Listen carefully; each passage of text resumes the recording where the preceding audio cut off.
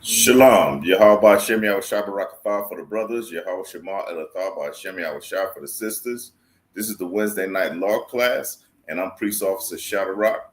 Tonight, we're going to go into the is God racist? Does God hate? Is God racist? We're going to find out, how does this pertain to us as a people, as Black, Hispanic, and Native Indian? So, for my first scripture, or first precept, I'm going to go to Romans chapter 9 and 13. I'm going to go to the book of Romans chapter 9 and verse 13.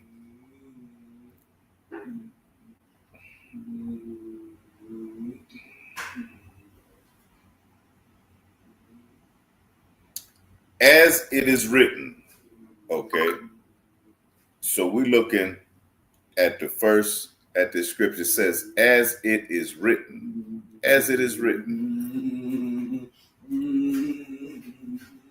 Okay, excuse me, Salaki, for a second here. My phone's tripped out a little bit. Salaki on that, y'all. Okay, as it is written. When it says as it is written, that means this was already written in the Old Testament. This was already acknowledged in the Old Testament. Okay, so now we're in the New Testament and we're reading Romans chapter 9 and verse 13. And we're trying to find out, does God hate? Christians running around. Does God hate the Mexican people? Does God hate blacks? Does God hate Hispanic? Does God hate anyone? Okay, let's find out. Because your Christian church is going to tell you he does not, which is a lie. Okay, Romans chapter 9 and verse 13 says, as it is written, Jacob have I loved. Now, this is the Israelite School of Universal Practical Knowledge under the commanding General Yohana, coming out of 1 West 125th Street, Harlem, New York. And this is the Wednesday night law class. So we're trying to find out if the Most High hates and what does that mean for Blacks, Hispanics, and Native Indians.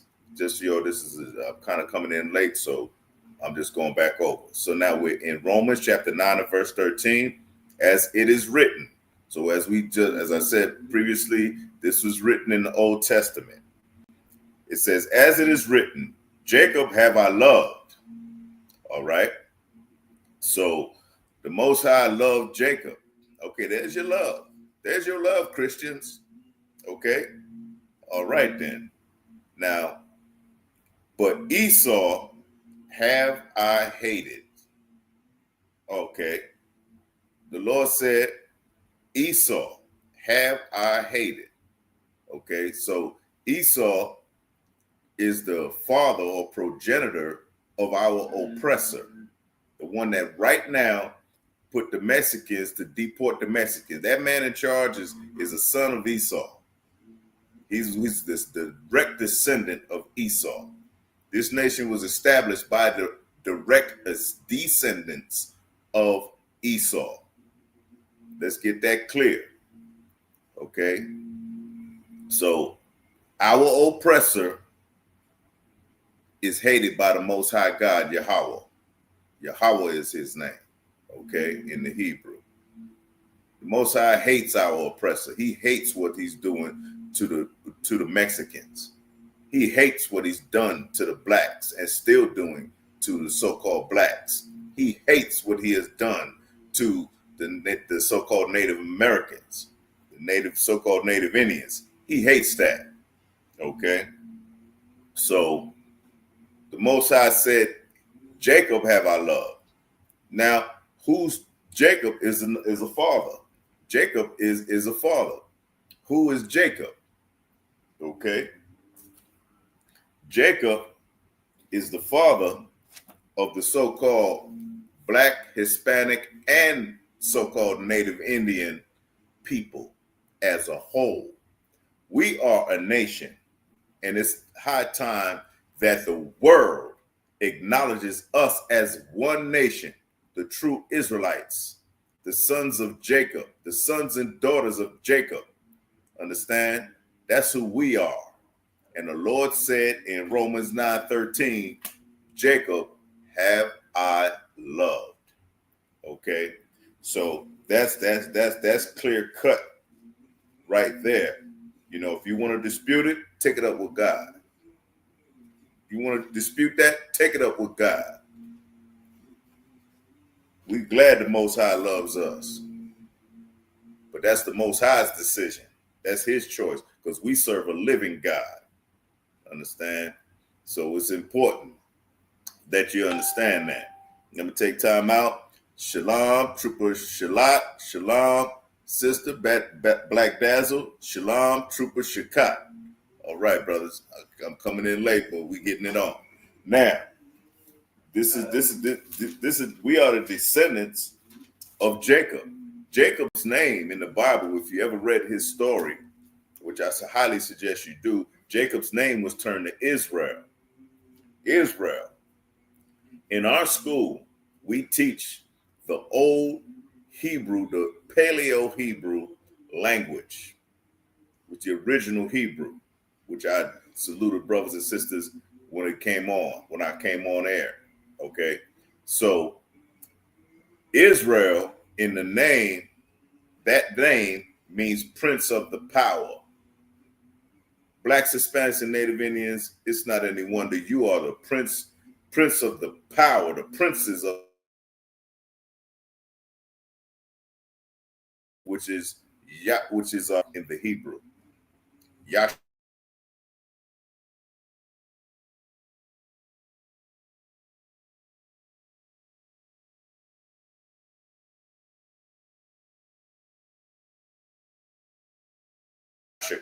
Because I got so Yashra Allah is the Hebrew for Israel. That's the name. Okay, so we just found out and secured that this Bible states that Jacob have I loved. Let me get back down. Let me read it verbatim. Let me read it right here verbatim. As it is written, Jacob have I loved, but Esau have I hated. That's what the Most High says. That's the Most High's choice. That's not the choice that we made. That's not the choice that Shadow Rock made. I didn't make that as just to tell you. It came out from the living God's mouth, out of the Bible, that he hates Esau and loves Jacob. Okay. I'm saying that in reverse. Now let's go to Malachi 1:1. Let's see. Go to the book of Malachi.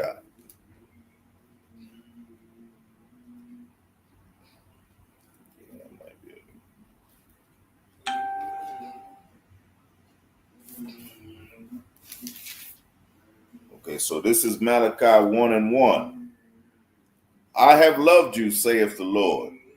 Yet you say, wherein hast thou loved us? Was not Esau Jacob's brother, saith the Lord? Yet I loved Esau.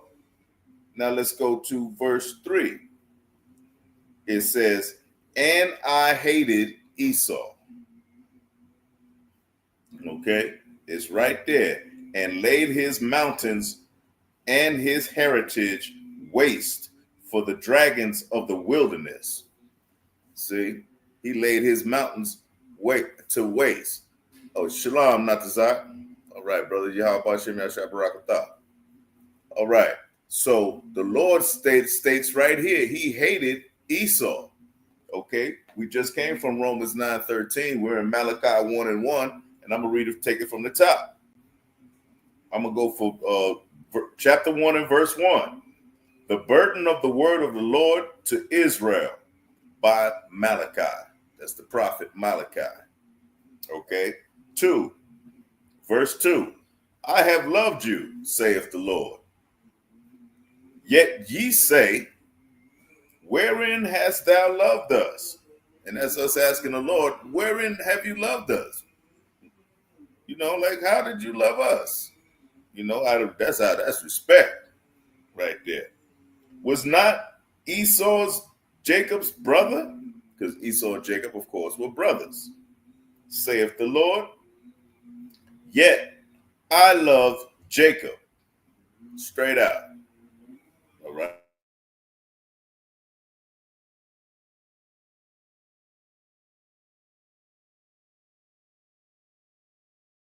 Right.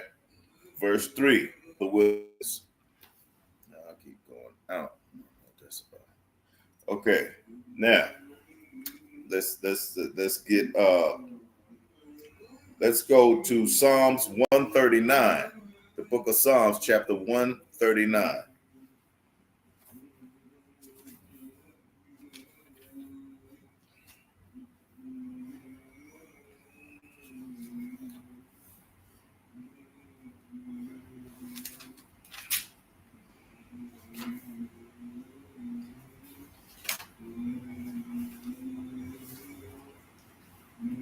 All right.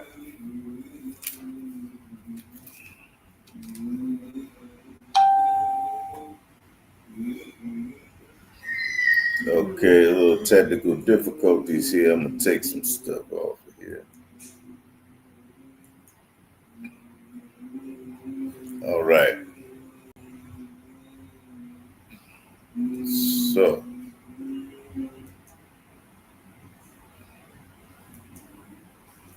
all right, Salaki on that, a little technical difficulties. We're at chapter 139 in the book of Psalms. Okay. And we're gonna go to, let's see, we're gonna go to verse 9. No, we're gonna go to verse 19. 139 and 19. Okay. So, surely thou wilt slay the wicked. Now, this is the prophet King. This is King David. Okay. So this is King David speaking. Surely will slay Salaki. Surely thou wilt slay the wicked, O God. Depart from me, therefore, ye bloody men. Okay. For they speak against thee wickedly. Okay. And the enemies take thy name in vain. That's verse 20.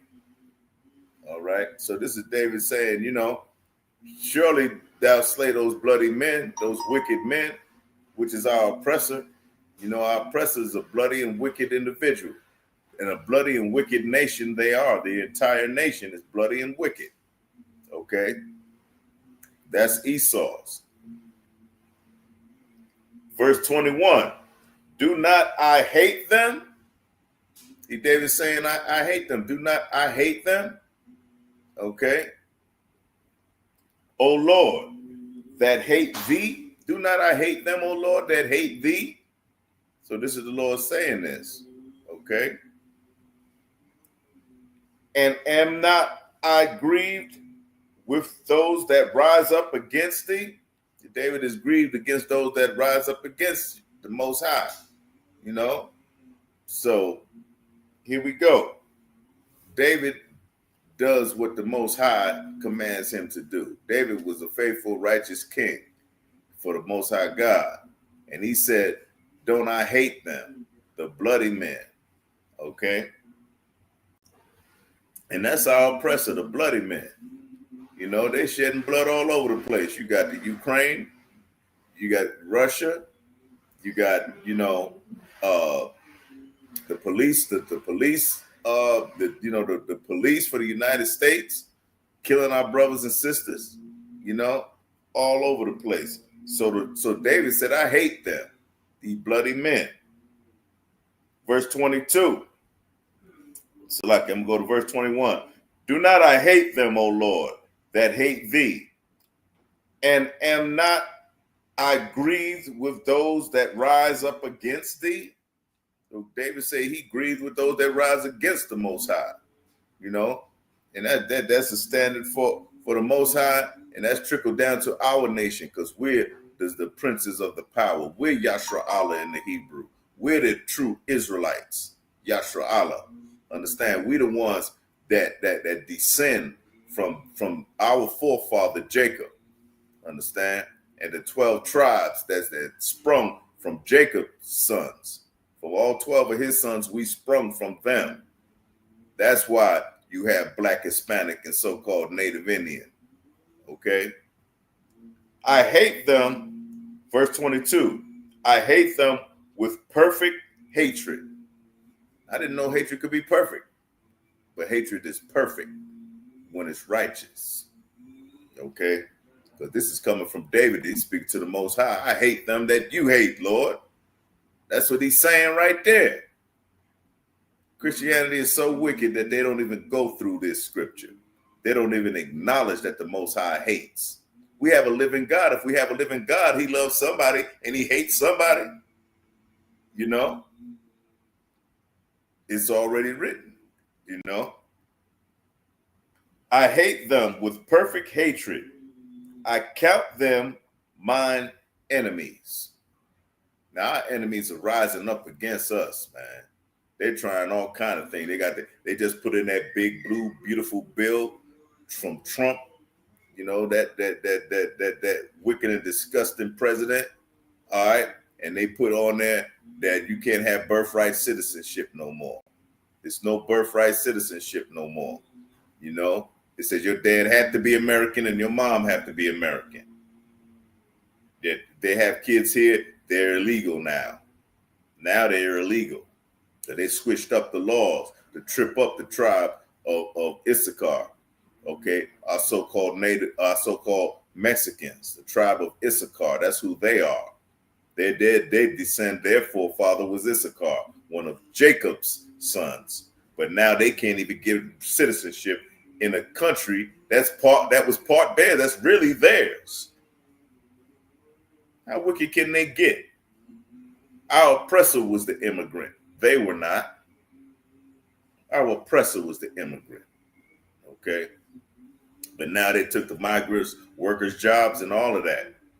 So David, in ancient times, said that he hates them and count them his enemy. They're your enemy. They are our enemy, so-called Negroes. You know our story, transatlantic slave trade. You know, we came here in chains. You know, we on the plantation, yes, some master, yes, some boss, and all of that. You know, we got raped, robbed, killed, molested by our oppressor, Esau's sons. This is why the Lord hates them. All right? This is exactly why. You know what I mean? So we need to understand and acknowledge that the Lord hates. We need to understand and understand, and more importantly, understand why he hates. Why does the Lord? He has to have a reason. And as far as the ISUPK is concerned, and Police Officer Shadrach, he has a righteous reason. Okay, so this reason, you know, they're doing a number. First, they want to build a wall in Mexico, in the border of Mexico and America. They want to build a wall, which is really still the same damn land. And now they wanted to get this ICE, the ICE people. The ICE dam got activated to deport our brothers and sisters over there back to Mexico, really back to America. They're getting deported back to America. Really, if you really look at it, you know what I mean? Without, you know, all these laws, their laws that they inflicted have burdened us so much in this filthy empire. This is just a damn shame. You know what I mean? Give me 1 second.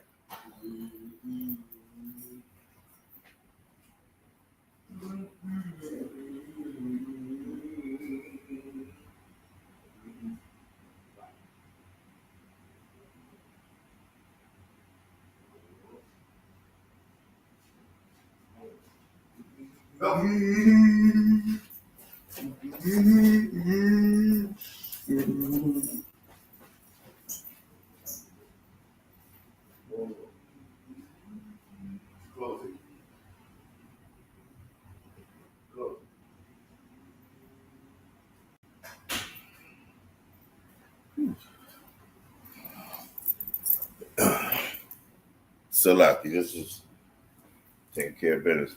Okay, so that's the thing. They have taken our Mexican brothers and put them in chains as well. They put them in chains. Those handcuffs are chains. Okay, so therefore they have did a great injustice to our people, and it's high time that they actually pay for what they've done.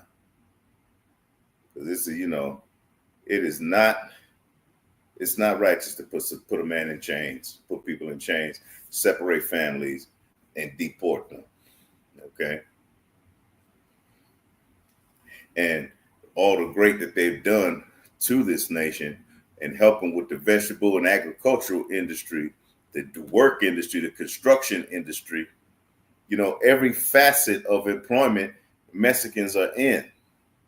So how in the hell are you going to just deport them like that? And separate those families like that? That is disgusting. That's a shame. That's an outrage. And now this citizenship thing going on, birthright citizenship, is no longer legal. Is it any wonder why the Lord hates them? But this topic is why the Lord hates. Is why the Lord hates, and does the Lord hate any old way? So we've just went through two precepts about where the Lord stated that he hates them. David acknowledged it, and I believe that's the Apostle Paul acknowledged it in the book of Romans 9 and 13.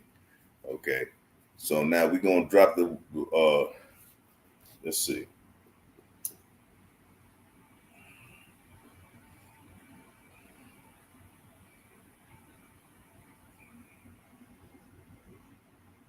Okay, we'll drop that part. That was Psalms 139 and 19 to 24. Well, it is the 24. You can go to 24. I'll read it for argument's sake. Verse 23 says, "Search me, O God, and know my heart." David would know my mind. Search me and know my mind. That's what King David is saying. Try me, test me, and know my thoughts. Verse 24, and see if there be any wicked way in me. See, David want to find out if he's wicked, even saying that he hates somebody. He will find out. Say, Lord, search me. Even though I said that I hate what you hate, search my thoughts. Try me, test me, and see if there's any wicked way in me. Because David want to correct himself. Okay, if any wickedness manifested in him. And lead me in the way everlasting, and lead me forever in your way, God. Lead me in your way everlasting. All right. So, David want to make sure that he has no wickedness, and he wanted to make sure he had no wickedness in him. He wanted to make sure, because he did make that bold statement that he hates what God hates. And he said, "Depart from me, ye bloody men, that oppressor. Depart, get away from me." You know what I mean? That's how we should be in this school. That's how we are supposed to be. That's how we are in this school. Understand? That's who we are. Okay? So it's important that we look at that. Okay? So let's go to Psalms 147 and 19. Let's go to the book of Psalms 147. We're still in Psalms right now. Let's go to 147 and 19.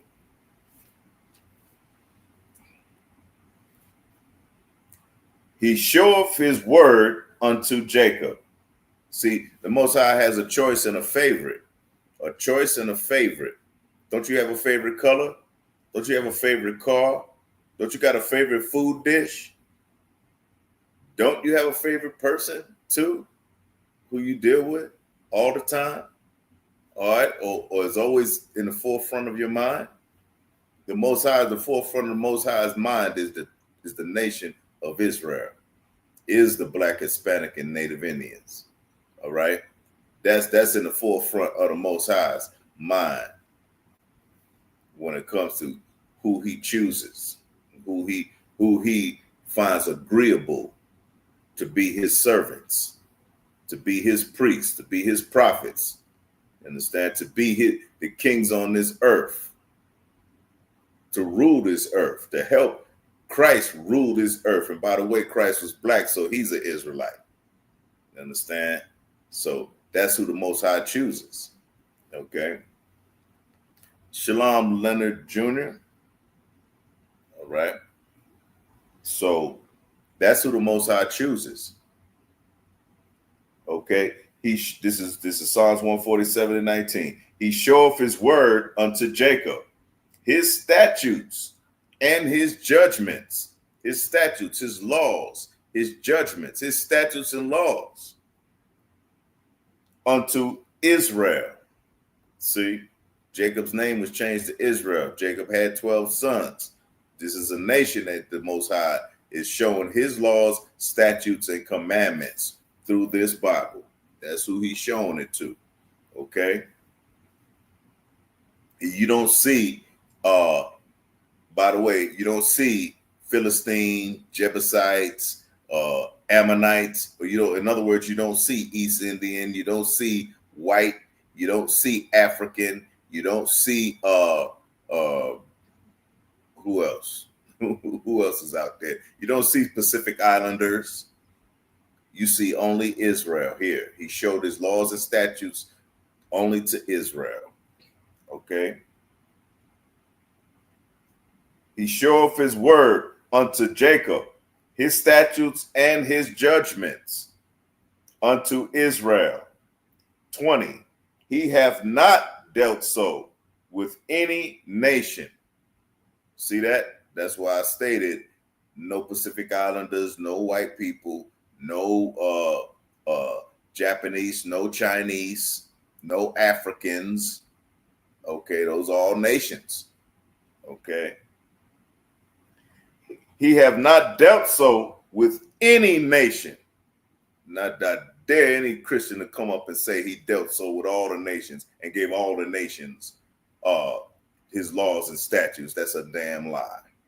He only gave it to Israel, because we're going to read further. Unto any nation. And as for his judgments, they have not known them. As for the judgments of the Most High God, he has not, these other nations have not known them. They act like they know. They act like you should be learning under them. They got them theological schools. You can go and learn how to be a good child molester, a good hustler, a good smooth suit wearing, pork chop eating, shrimp eating, crab and lobster, Christmas observer, Easter observant person, pastor. You can go do that with them, but you ain't doing that with the Lord. All right. As far as his judgments, they have not known them. Praise ye the Lord. Understand that. So there it is, where the Most High has a preference. He has a preference of who he loves. Man cannot dispute that at all. Talking about we all was here for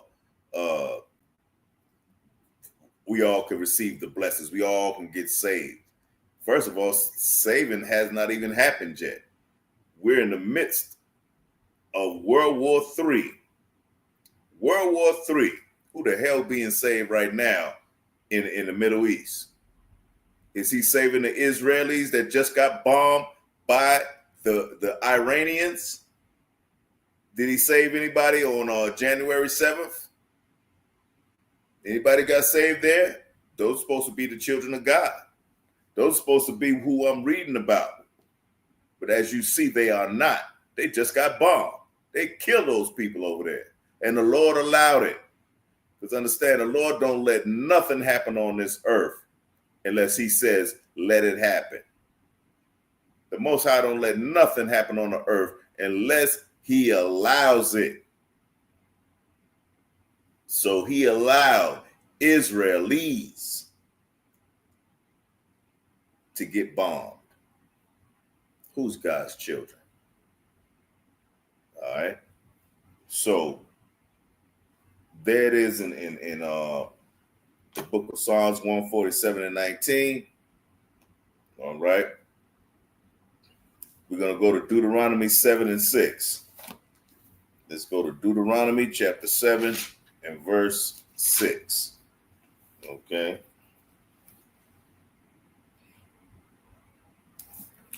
6. For thou art a holy people unto the Lord thy God. The Lord thy God hath chosen thee. The Lord has chosen you, blacks, Hispanic, and Native Indian people. The Lord done chose you. He says it right here. You are a special people.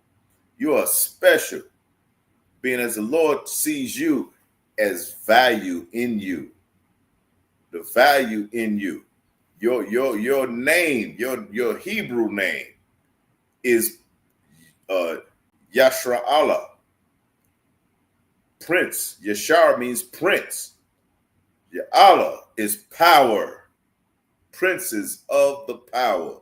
Yashra Allah. You are an Israelite in the scheme of things, blacks, Hispanics, and Native Indians, man.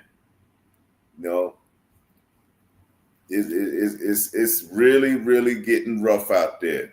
And it's getting rough out there because the Lord is about to send our King, Christ, our King, Yahushua in the Hebrew, about to bring him back. He about to send him to earth with that sword to destroy these nations. You know, I was just looking at how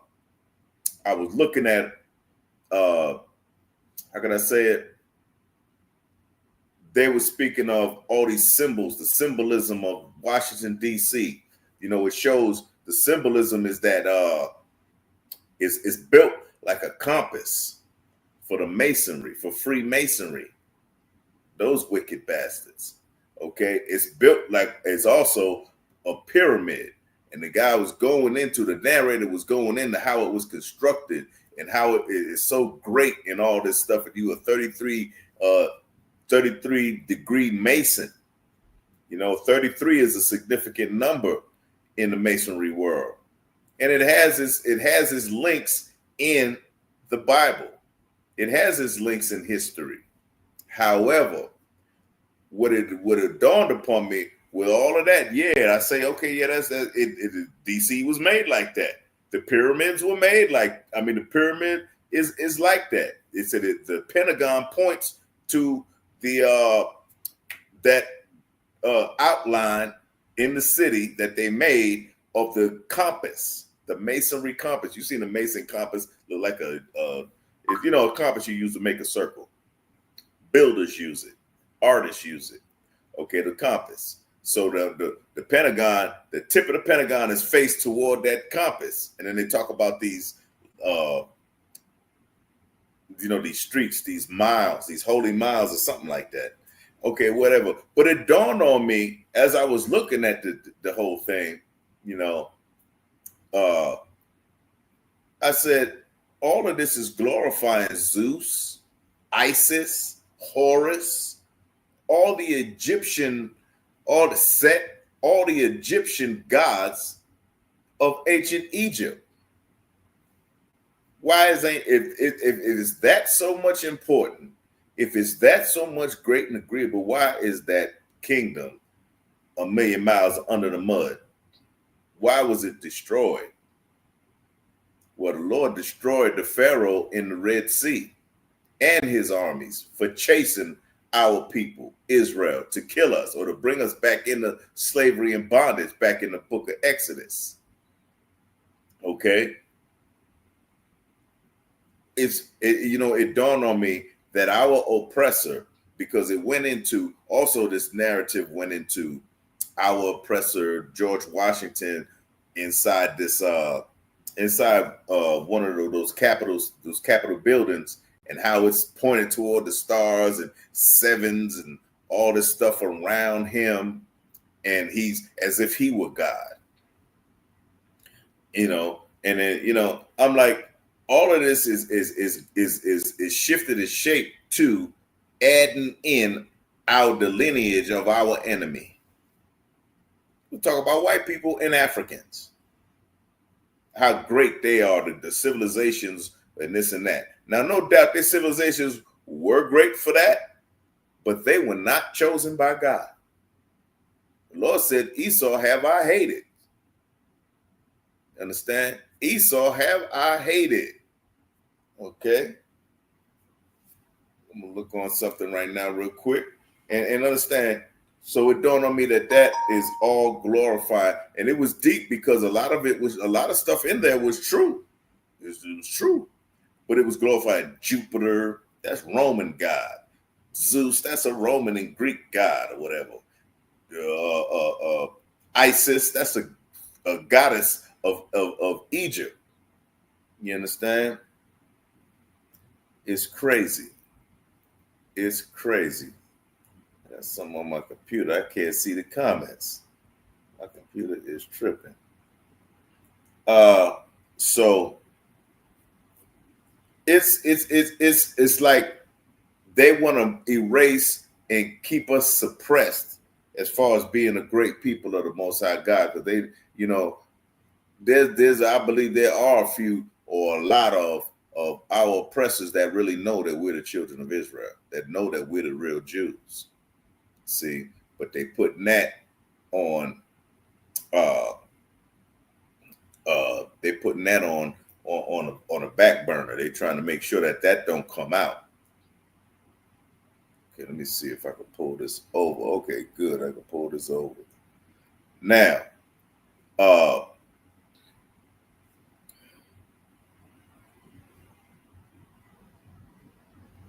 okay, Trooper Shalad, you looking at you have a question about who are the family, what's the precept, a good precept for the family members who love Esau? Whew, that's like death. That's like instant death. Looks like to me. Let's see, I know I have it. I have it. Give me a second, man. Oh shoot.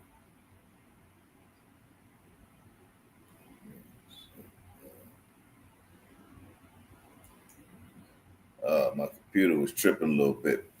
Good precept for the family members who love Esau. Oh, let me give you this one. Though hand in hand. This one is I know my phone is tripping a little bit. Let's see. Though hand join in hand. This is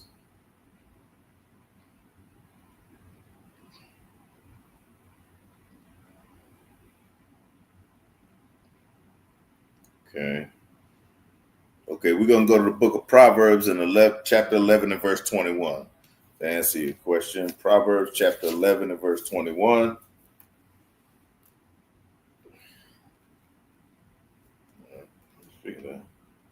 Wait a minute. Oops. I got a lot of pop-up ads. I don't know why my phone has a little virus in it, so I'm having a little bit of difficulty. Let me see. Proverbs 11 and 21.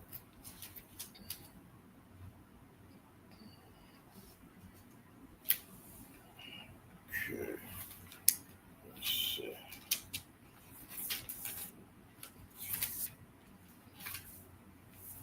Okay. Though hand join in hand, the wicked shall not be unpunished, but the seed of the righteous shall be delivered. So you can use that you can use that like this. You dealing with your family members and you take them to this scripture, you can say your oppressor is the one that put our people in chains. Your oppressor is the one that now building a wall and deporting our Mexican brothers and sisters. Your oppressor is the one that the cops that have the police force kill our brothers and sisters, like Eric Garner, Sandra Bland, Kai Gurley, and Philando Castile, and all of that. Your oppressors have done that. So you join with your oppressor. Now, though you join with your oppressor, you love him, the wicked shall not go unpunished. And it's wicked to join another nation. Because first you can also state that, you know, the word holy, which they're not going to know anyway, the word holy means separate. And you could throw them with the Deuteronomy chapter 7 and verse 6 that we just read, that thou art a special people chosen by the Most High God. Okay. So you could look that one up, but there is another precept I'm trying to find. I don't have it with me right now, and it's kind of not hitting my head right now. You know, about our families who, you know, they love Esau and all of that. You know, so that one right there. Also, you could look at this, because this has been an enemy of ours forever.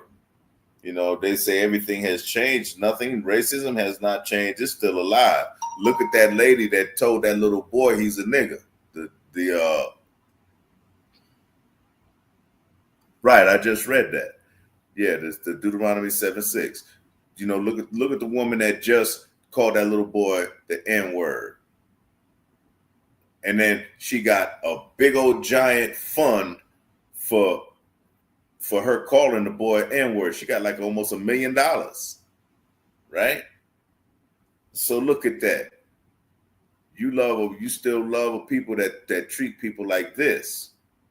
And this is 2025, so you cannot say racism is not here. Okay? I might have kind of got threw off with some of this. I'm having technical difficulties after technical, but don't worry about it. We're gonna get through it. So you could use that. You could use that as well. Though hand join in hand, the wicked shall not go unpunished. You know, the wicked shall not go unpunished. Oh, there was another one I want to give you. You can also take them to Deuteronomy 32, verse 7, and state that we are you to remember those times. So you cannot say they're not your enemy. They were your enemies. Okay. You got Proverbs 139 and let's see, Proverbs 139 and what you say, Shalat 19. Yeah, that's the one. That's the one that I believe that's the one I did speak of. That I did read 139 and Psalms, not Proverbs. Like Psalms 139 and 19. Okay, that's the other one. I believe I read that already. Right. Surely thou will slay the wicked. Right. We went through that through 1 through 24. Now, is that the one that you saying that we could use this for? I hate thee that hate them. You can also say that because they, you know, David hates the people that the Lord hates, and the Lord said, "I hate Esau," and Esau is the one that actually have been depressed everywhere that he goes. I want to find this scripture. There's another one also that's coming to my mind right now. See, Esau was given the power of the sword. He was given the power to go and conquer and rule.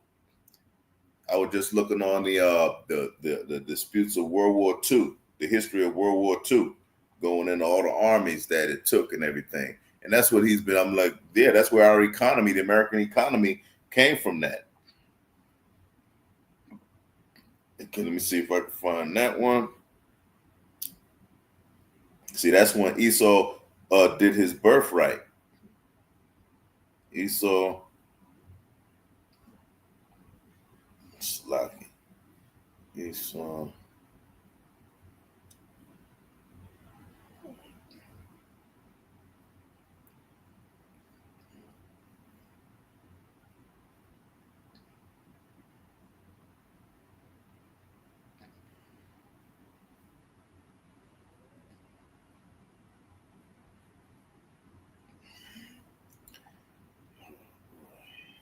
Please. Bear with me right here. Bear with me. Keep getting these pop-ups. I can't use my other phone either. Yeah. Get out of there. There we go. Oh, well. The score. Okay, so we look at Genesis chapter 27 and verse 40. Let's go to Genesis chapter 27 and verse 40. Okay. And it states what's being said here. 27:40. Now, this is the story, of course, when Isaac was giving the birthright. He was reading the birthright and explaining, not reading it, but he's explaining that to Jacob and explaining it to Esau, what they would get. Okay, what powers they would get because of the birthright. And because Esau sold the birthright, our oppressor is dumb enough and unrighteous enough to sell his birthright, just like our relatives is not wise to join your enemy. Okay, so because of that, he was given the power of the sword, because Esau was crying. He was like, oh man, he went through everything. Like, don't I get anything out of this birthright?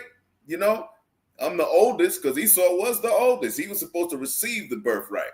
However, it was given to Jacob. And this is verse 40. And he's reading this. Okay, I'm gonna go up to 39. I'm gonna start back at 39. This is the book of Genesis 27 and verse 39. And Isaac his father answered and said unto him, behold, thy dwelling shall be the fatness of the earth, and of the dew of heaven from above. Okay, verse 40. So he was going to be prosperous. And isn't our oppressor very prosperous right now? Okay, verse 40. And by thy sword, what is a modern day sword? Bullets, missiles, rockets, grenades, IPGs, IEP, or something like that. Okay. And by the sword shalt thou live, and thou shalt serve and shall serve thy brother. And it shall come to pass, when thou shalt have dominion, that thou shalt break the yoke from off thy neck. So Jacob was over Esau in the beginning, but it'll come to pass that he's going to break that yoke off his neck from Jacob. And he has done that, because right now the wicked is in charge of the earth. Esau is in charge of the earth.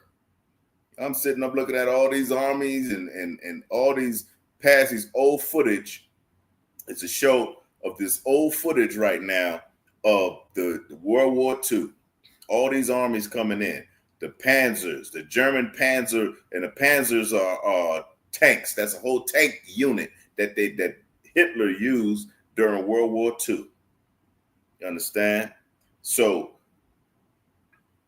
we have to look at that and understand. You joining this, you joining yourself unto a wicked man. You joining yourself unto a man that sheds blood. And I know in my last class I spoke of the book of Habakkuk 2 and 12. Okay, the book of Habakkuk 2 and 12 says, woe unto, is a paraphrasing, woe unto he that buildeth a town with blood. Woe unto him, destruction unto him that builds a town from blood. Okay, so that's who your relatives are joining. They're joining that wicked bastard, the one that David said he hates, as we said earlier. Okay, so that's another one that you can use with them. It's, it is a lot of them that you can use. You join an Esau, you join your oppressor, you join America, you join yourself under sin. And then also can ask, a lot of our relatives have been a lot of my relatives go to the Christian church, of course. And I'm kind of assuming that yours have too, Shalat. You can state to them, I lost my train of thought again. I got so much going on today. I'm sorry. You joining a man that has to rule with the sword. You joining with a man that God said that the only way that he's going to get anything is to by the sword shall you live. See, that's anything. You'll live by the sword. By the sword shall you live. Everywhere you go, you got to kill something. You got to kill somebody, not something. Somebody. Everywhere you go. So that's I hope that got it too. If it comes into mind again, what I was going to say to you before, I'll let you know. But that's what you could say to your relatives. They're joining a wicked and evil nation. Oh, and then we're gonna go to this is exactly what it was on the top of my head.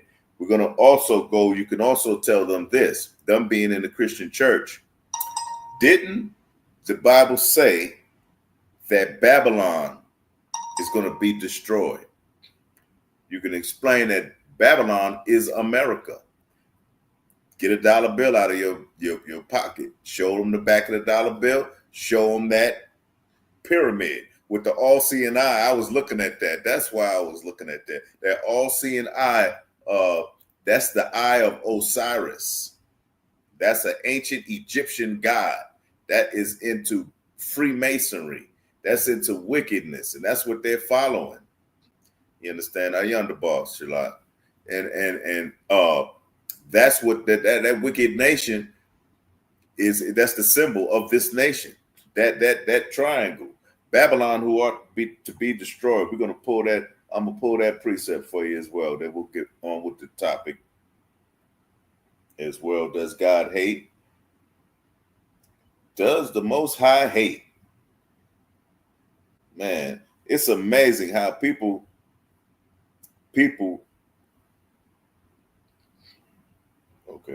that people don't even notice and go to church all their life. All your life, you going to church and putting that money in the basket, and you're not even understanding that America is Babylon. You're not understanding that God hates. It didn't cross your mind.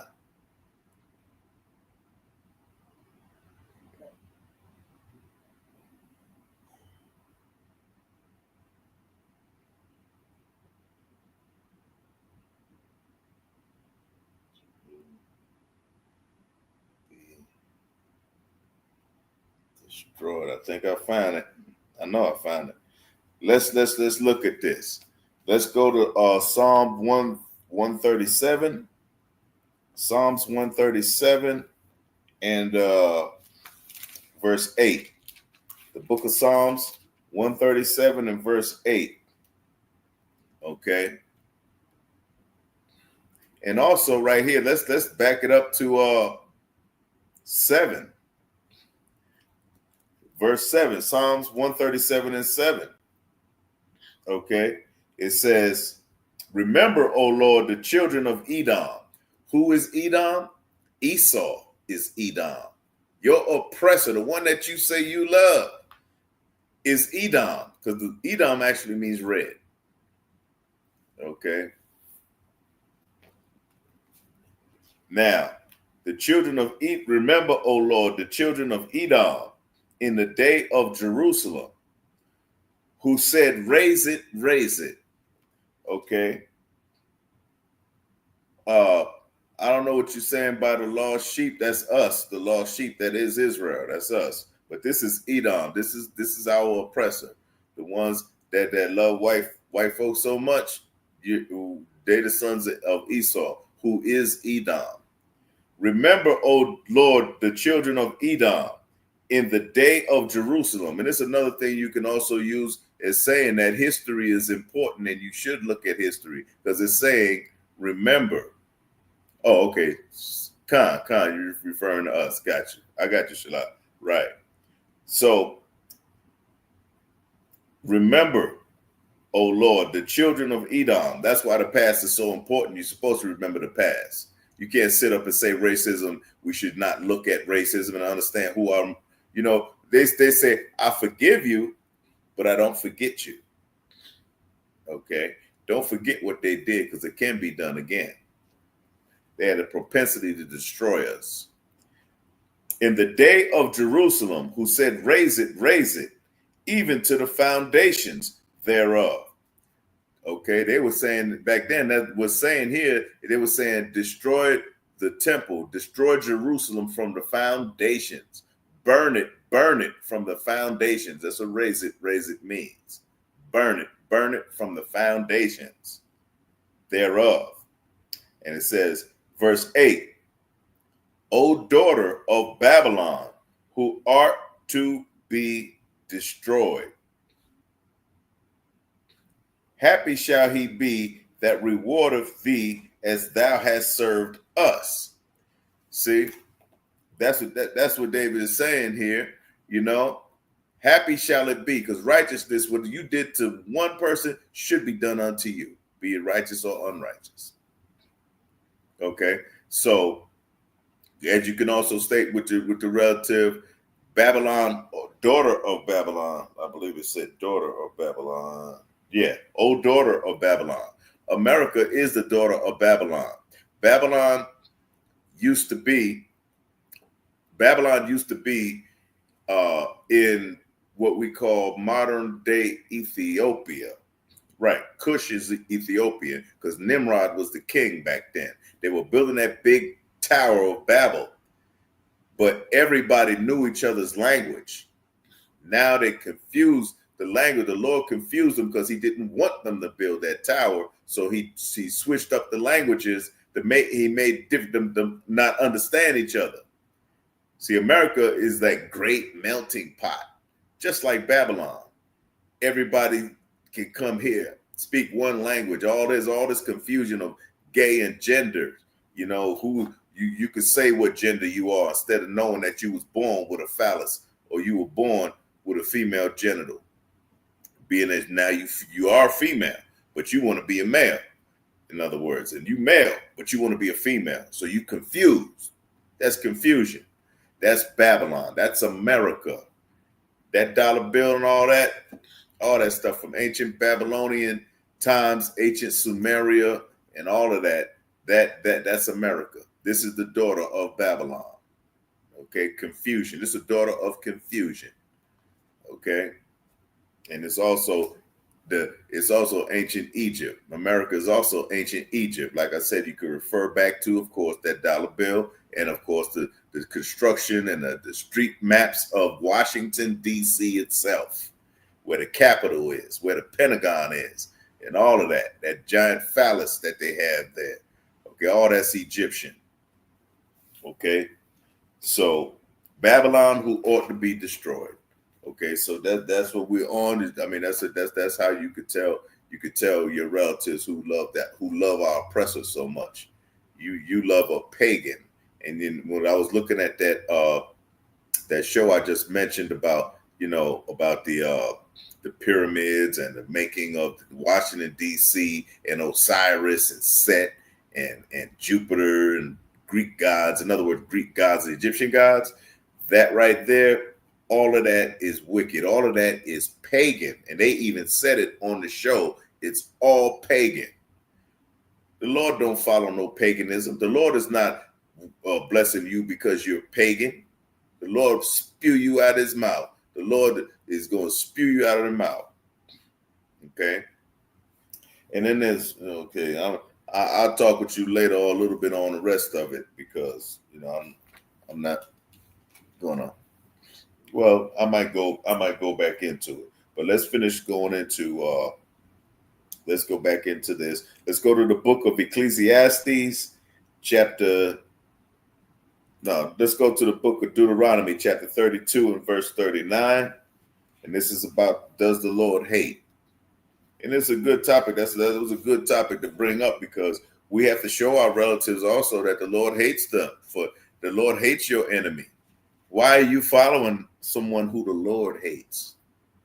Why are you following that individual or those individuals, those people?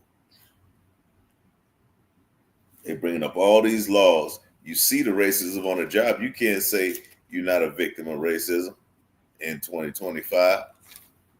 You are. And it's way too many things being posted and about people experiencing that. So by putting a blind eye to that, you're putting a blind eye to reality. Okay, so this is the book of Deuteronomy, chapter 32, and I'm going to go to verse 39.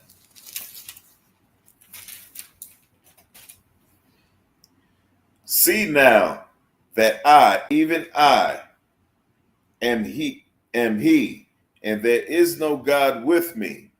I kill, I make alive, I wound, and I heal. Neither is there any that can deliver out of my hand. So that's the Lord saying he kills and he makes alive. Okay, and you can't be delivered. You can't. With if the Lord say he gonna kill you, you can't avoid it. You're gonna die. If the Lord say he gonna make you alive, you will live. Point blank. It's cut like that. Okay, we serve. And this is further proof that we serve a living God. That's further proof of it. Okay. So if we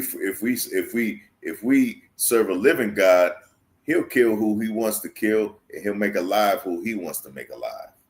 Okay, he's gonna hate who he wants to hate, and he's gonna love who he wants to love. As we further looked at the book of Romans 9 and 13, and we looked on the other books of precepts. Ashkawal, Shalom, Ashkawal, Yahweh Shem Yahweh Shabbarakatah, priest. Khan, the water. So that's what we have to look at, because this world is twisted, man. These people are lying to you. You know, they're sitting up making sure that you won't have a way out of here but death. They want to unalive you. And the Lord hates that. The Lord hates them for that. That's why these bombs and these things are going on. I was also looking at in this app, I was looking at how they were showing all the nations, they had these symbols of guns, these cartoon guns shooting at each other. And it was showing Ukraine against Russia, Iran against Iran against Gaza. Okay. It was showing India against Pakistan. It was showing Bangladesh against China. It was showing all of that. All of it. You believe all the guns and stuff are being, they bust each other. They busting caps. This country, this whole world is busting caps against each other. You understand? And it's getting ready to get even worse. Okay. So they were showing that. And I was like, yeah, y'all see it now. Y'all see that we right in the cusp, in the midst of World War III. Okay. And the Lord is actually showing who he hates. He's showing who he hates, because they're nonstop. They're not letting it up. They're not letting up. They are not letting up. Okay, so let's go to the book of Isaiah, chapter 40 and 15. The book of Isaiah, chapter 40 and 15.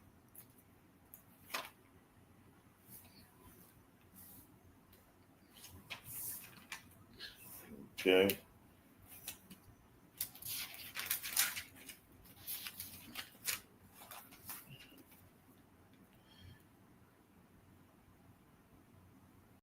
Behold, the nations are as a drop of a bucket and are counted as the small dust of the balance. See, behold, the nations are a drop in the bucket. The Lord don't care about these other nations. The Lord don't care. He said it's a drop in the bucket. He said he hates Esau. The Lord has one people, and the one people are Israel, Yashara'Allah in the Hebrew. So the Lord's not going to love who he already said he hates. He already said he hates them. We already just came from him destroying Jerusalem. I mean, for the children of Edom, saying, raise it, destroy it down to the foundation, burn it down to the foundation.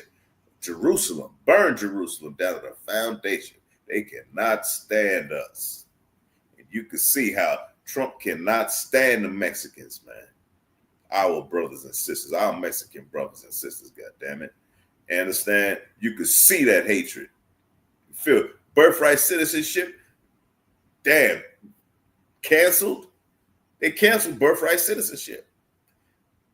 You understand? They deport. They use ICE, and they covering their faces up and not showing you, like the like the old time Ku Klux Klan that came against the so-called blacks, the Negroes, us. Still, all this is pointing to us. It's time for us to make that decision. Decision is, are you going to stand with the Most High? Are you going to follow his law, statutes, and commandments? Better yet, are you even coming in this school and learning how to do so? The Israelite School of Universal Practical Knowledge is open to all blacks, Hispanics, and Native Indians who want to learn about their culture and how to serve God the right and correct way. You understand? Most High is not dealing with these other nations. This is the book of Isaiah. And he said, the nations are nothing but a drop in the bucket. A drop in a bucket that ain't nothing. You understand? The Lord do not love them. The Lord is not on their side. He's not on these nations' side. He don't care what's happening. Okay, I want to get to the scripture that says, what nation hasn't had a hand in the downfall of Jerusalem, of the Jews? What nation hadn't had a hand in destroying Israel? What nation? The Arabs, what did the Arabs sold us into slavery? The Portuguese sold us into slavery. The Jews, the so-called Jews, the fake Israelis that are getting bombed back to the Stone Age now, financed the slave trade. But they call themselves Jews. They call themselves Israeli. They call themselves Israeli because they're not Israelites. When you say Israelites, Israelite is the sons of Israel, the sons of Jacob. That's what an Israelite is. I don't know what your Israeli stuff is about. You know what I mean? I don't know what that's about. But you actually the ones that financed the transatlantic slave trade. What other nation did that? The Africans captured us because we were in Africa. When you read the book From Babylon to Timbuktu by Rudolph Windsor, the downfall and the sacking of Jerusalem, he already states in his book that we migrated from Jerusalem to Africa, West Africa in particular. And that's where the slave trade actually started growing greatly, getting larger and larger and larger after we ran from the Romans. The Israelites ran from the Romans into Africa. What nation? You got Arab, Portuguese, African, Greek. You got all of them taking part of the transatlantic slave trade. And even now in here, even in America, what nation is in the hood making money? Arabs, East Indians. They prospering off us. They had a hand in our slavery, man. They are guilty for persecuting the true Israelites, for persecuting God's children, man. We dealing with it now, man. It's a damn shame what's going on with my Mexican brothers and sisters, man. And the earth is going to be held accountable for that. They're going to pay for that. They're going to pay for separating families, just like they did us, the Negroes.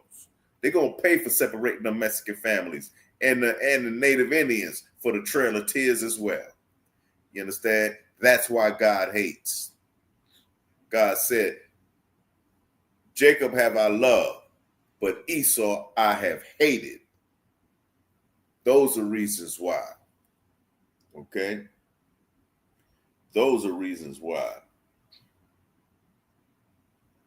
Okay?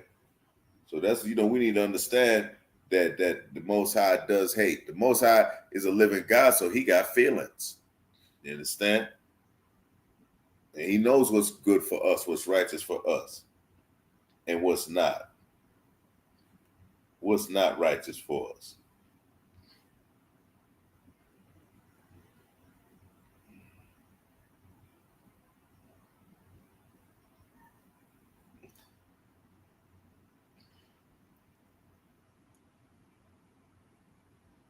Salaka for me for 1 minute. Because I'm looking up what nation hasn't had a hand in destroying Jerusalem.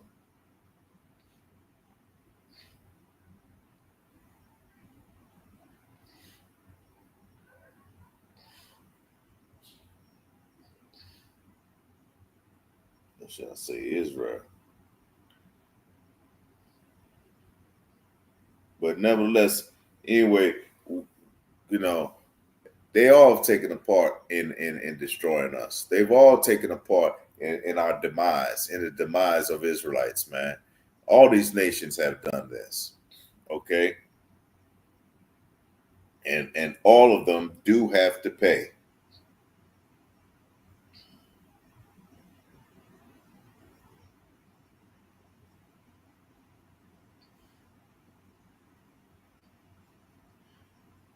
Let's see.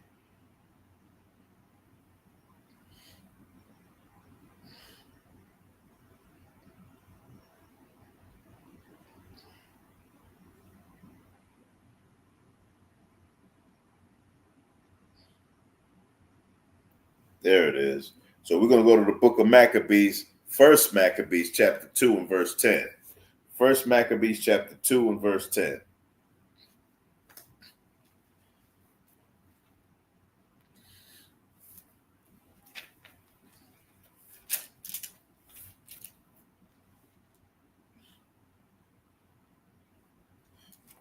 Let me get it.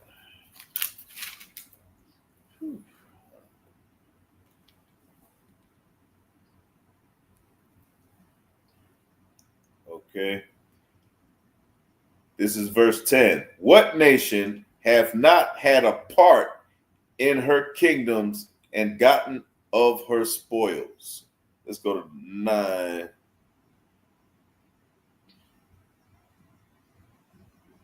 Oh, okay. So this is Maccabees, and he's actually speaking about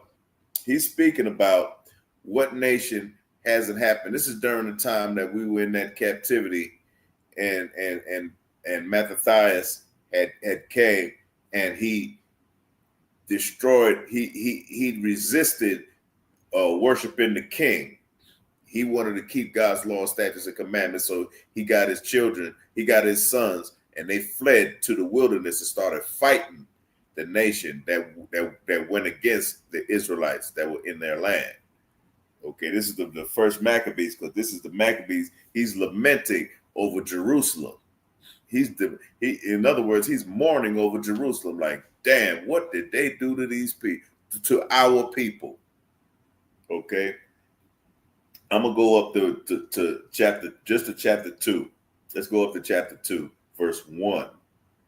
In those days arose Mattathias, the son of John, the son of Simeon, a priest of the sons of Jorib, from Jerusalem, and dwelt in Modin.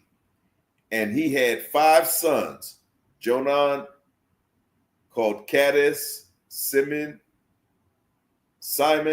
called Thasai, Judas, who was called Maccabeus, Eleazar, and Avaran, and Jehathan, and Appas, whose surname was Appas. Verse 6. And when he saw, this is what Mattathias saw, and when he saw the blasphemies that were committed in Judah and Jerusalem, he said, woe is me. He was lamenting over this, like, damn, you know, woe is me. He said, woe is me. Wherefore wherefore was I born to see the misery of my people. We're seeing it right now with our Mexican brothers, man. That's the top of my mind. I've been on top of my mind all day. Okay? All this time, really. We're seeing it now. The misery of our people, man. All right? And see this misery of my people and of the holy city, and to dwell there when it was delivered into the hand of the enemy. It was delivered into the hand of the enemy. Who's running this earth right now? Trump. The wicked. All the wicked. Richard Nixon was wicked. Clinton, wicked. All right? All them presidents. Madison, George Washington, Lincoln. They had slaves. And the ones who didn't have slaves made sure that segregation would be definitely upheld and implemented within the federal government. That was Woodrow Wilson. Okay? Oh, yonder boss, sir. Adawan Thawaga Bar. Yonder boss, sir. I had got it late, but I got it. Yonder boss, sir. Okay, so said, whoa, when it was delivered into the hands, when it was delivered into the hand of the enemy, and the sanctuary into the hand of strangers.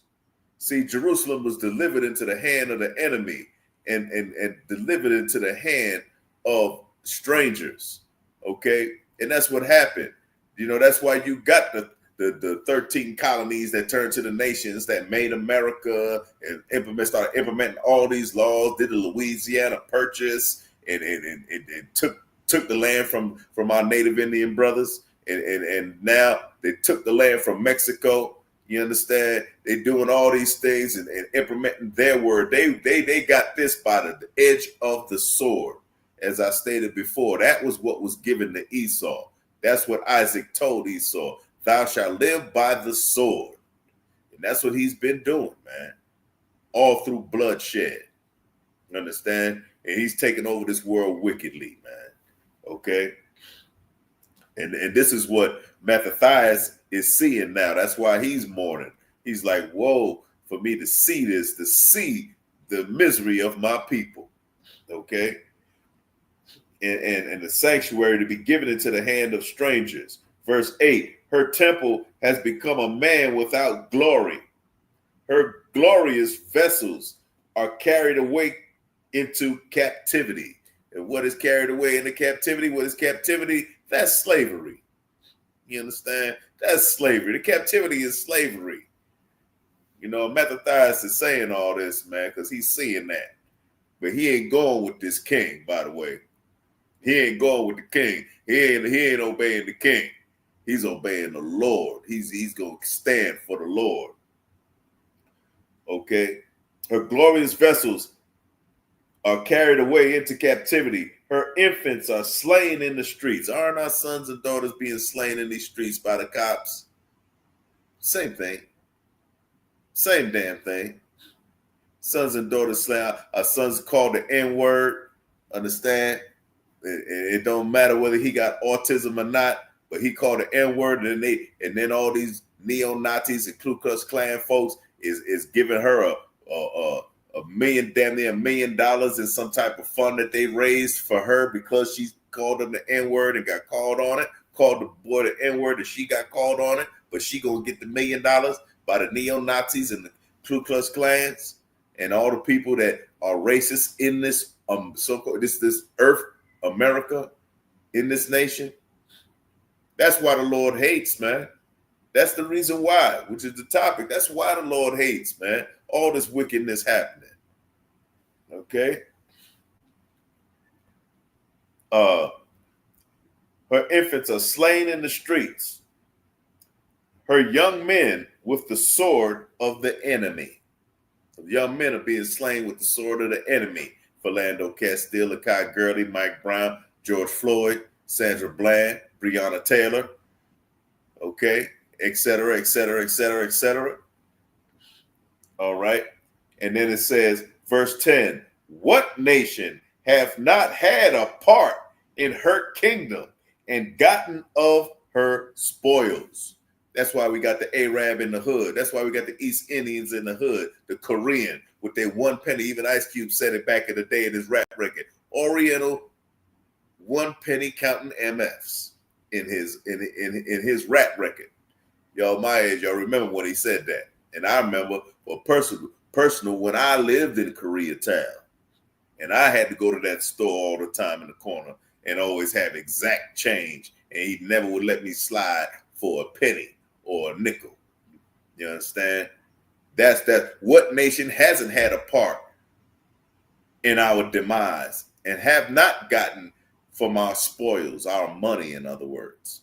What nation haven't gotten our money? They robbed us. They robbing us blind.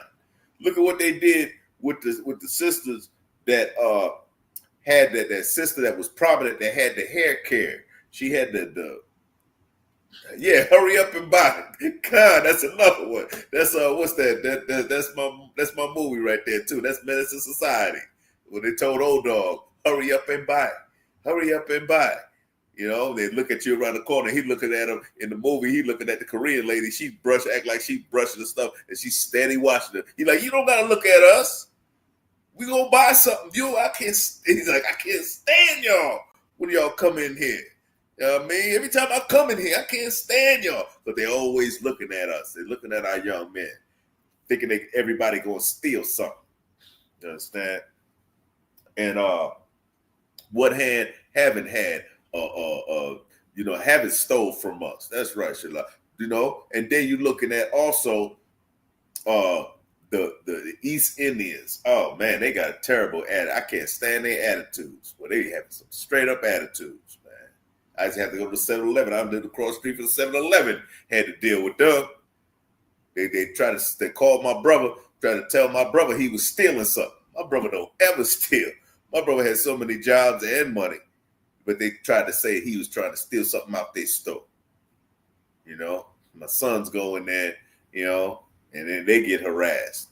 You know, I'm like, man, what nation haven't had it? Then you got the Africans over here selling you the fake stuff or just, getting you, that smell. You know that smell, that musty smell, Shalat, they got that damn stinky smell. Remind me of our oppressor. And I'm speaking of the ones that lived in the mountains, the ones from Mount Seir. I'm speaking of Esau in particular. I used to, when I was a young boy in New York, it used to rain. In New York, it rained, when it rained, it poured like hell. All right. Right. So I was a young kid. I was with my mom, I think. And all of a sudden I smelled something. I got on the subway. I'll never forget it. I got on the subways in New York, subways underground, everybody getting on, going to work, blase blue. We on this thing, and it's raining outside like crazy. We get on the subway, and I smell something. I'm like, Mom, is there any dogs in here? I thought there was a dog. There was some dogs on the goddamn train. Because when our oppressor gets wet, he smell like a musty dog. That's true, by the way. I ain't saying nothing that's no lie. That's true. You know what I mean? I know. I'm from New York, and my experiences, I know. So anyway, what nation haven't had a hand in stealing our stuff, killing us, and oppressing us, man? So you can also say that to all your relatives that love them, because you are who you hang with. You're going to be who you hang with. You're going to act like who you hang with. You're going to take on the characteristics of who you hang with and who you love. You understand? So that's what Mattathias was saying back then. See, this Bible is true. This Bible has everything for past time and future time, present and future. Okay? Or infants are slain in the streets. We're at those who just came in, First Maccabees 2 and verse 10. What nation have not had a part in her kingdom and gotten of her spoils? Verse 11. All her ornaments are taken away. Of a free woman, she has become a bond slave. Understand? And become a bond slave. Slavery's here. We've been in slavery, man. We're still in slavery. If you don't believe me, don't go to work tomorrow. You know, try to get on a plane and go to another country without no papers. You understand? See if you're going to be working and eating. See if you're going to be able to pay your rent. You know, and look at the skyrocketing rent that they have. You know, skyrocketing rent, man. Most of your money goes to that. Why should your budget go mainly to where you live when you're trying to make something out of where you live so that you could be somebody, so you could be more productive? Why you got to pay all that goddamn money over there? You know, it's just modern day slavery. That's what it is. It's modern day slavery. If they can enslave you, they have powered you, they have conquered you, they have defeated you. So our oppressor hates because of that, because of things like that. That the Lord hates our oppressor because of these examples that are given in this Bible. Okay.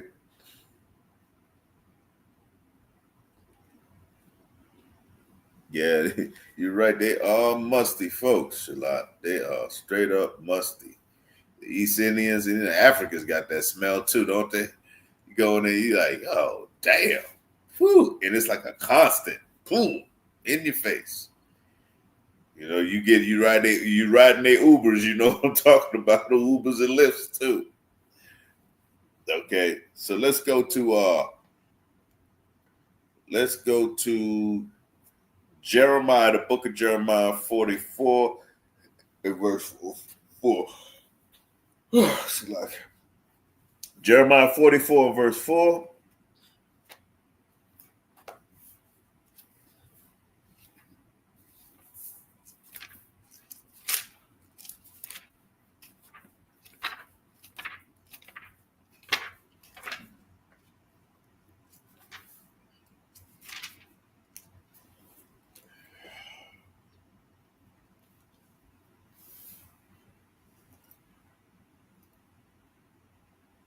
Okay.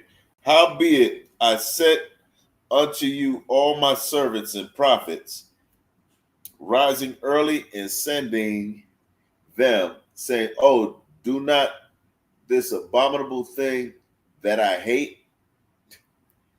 Do not this abominable thing that I hate.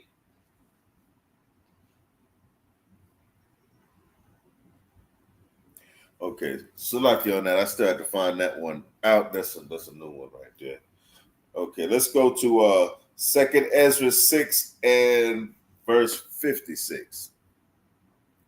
2nd Ezra 6 and verse 56.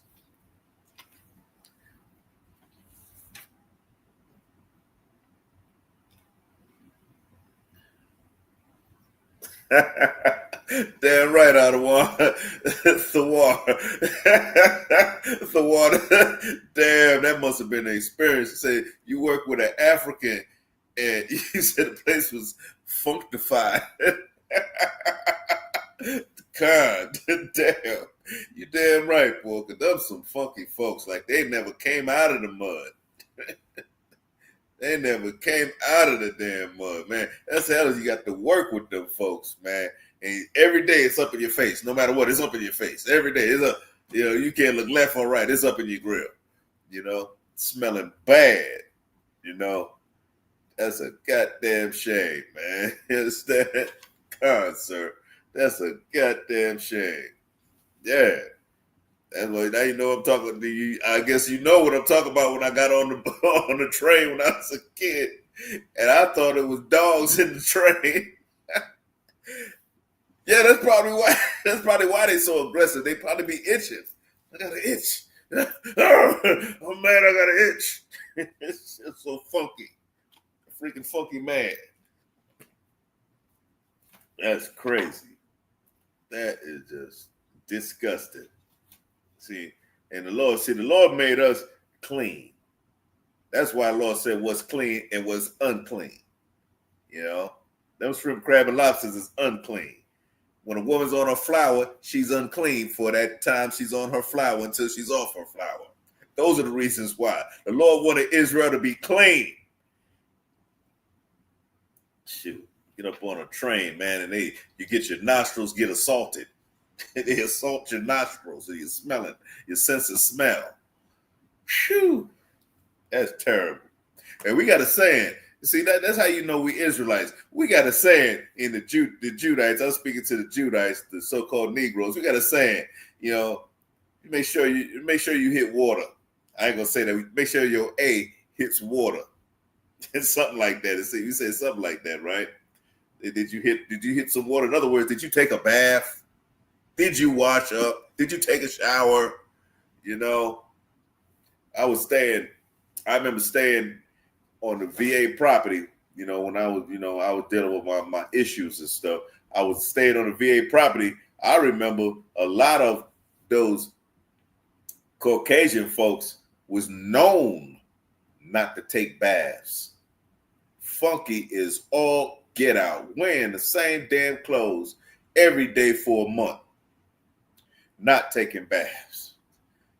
Man, they don't know what's clean and what's unclean because the Lord didn't give them the law, statutes, and commandments. That's why. Little funky nation. Like they played in Parliament and Funkadelic. Y'all remember that band. So we're looking at 2nd Ezra 6 and verse 56. As for the other people, which also come of Adam. Now these are other people. These are all men were born under Adam, right? All the other people that come from Adam. Thou hast said that they are nothing. See, the Lord said they're nothing. This is the prophet Ezra. He's saying, you have said, Lord, that these other people that come from Adam are nothing. You understand? So the Lord don't like them neither. The Lord don't like them, period. The Lord is not with them. The Lord is with us. Okay? But be like unto spittle. That's that little spit in the corner when you're talking, a little spit come out. Or you're talking and a little spit come out of your mouth. That's the other nations. See? But be like unto spittle, and has likened the abundance of them unto a drop that falleth from a vessel. Just like Isaiah said, like the drop from a bucket that we just read. Go back in there. Go to Rome. That we just said. Okay? The same thing. It's just like that. You know, the Lord looks at them that same way. Because they're not important to the Most High God. You are important, Black, Hispanic, and Native Indian. You are important to God. You are important. Understand? You are a special people. That's why the Lord said it in Deuteronomy 7:6. Thou art a special people. You understand? And that's what it's supposed to be. That's what it's like, and that's what it's going to be. Thus saith the Lord. It's going to be that way. All right?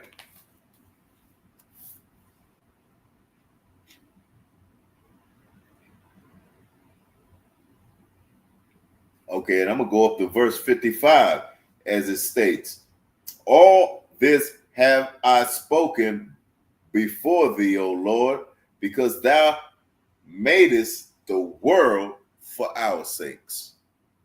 The Lord made the world for our sake. Israelites, Blacks, Hispanics, and Native Indians. Understand? I'll read it again. This is 2nd Ezra 6, verse 55. And I just read 56, but I'm going back to 55 because it states, all this have I spoken before thee, O Lord, because thou hast made it the world for our sakes. The Lord made the world for us, man. The Lord made the world for us. But we got to get it together as a people. We have to get it together. We have to stop trying to love our oppressor. We have to stop trying to love him. But the Lord is not with them. The Lord is not with you. Why am I wasting my damn time? Why am I wasting my time trying to love you? All right. Well, there's another one that Cap always bring up, that I like he always bring up, the one about why should you trim your way? Why thou trimmeth thy ways? Why do you trim your ways to fit into their society, to American society? You trimming your ways. You cutting your people off. You loving them more than you love your own family. And that's for those who got family that love those folks. You loving them more than you loving me. You understand? And I'm your blood relative. You understand? Your kinfolk. You know, like Judah say, I'm your kinfolk. You understand? But you love them more than you love us. Mm-hmm. You understand? There's something definitely wickedly wrong with that. Okay? Why trimmeth thy ways? I'm going to see if I can find this one.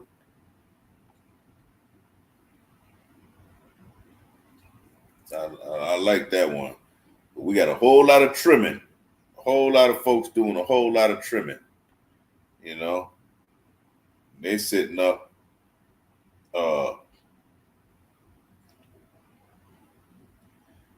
don't need this.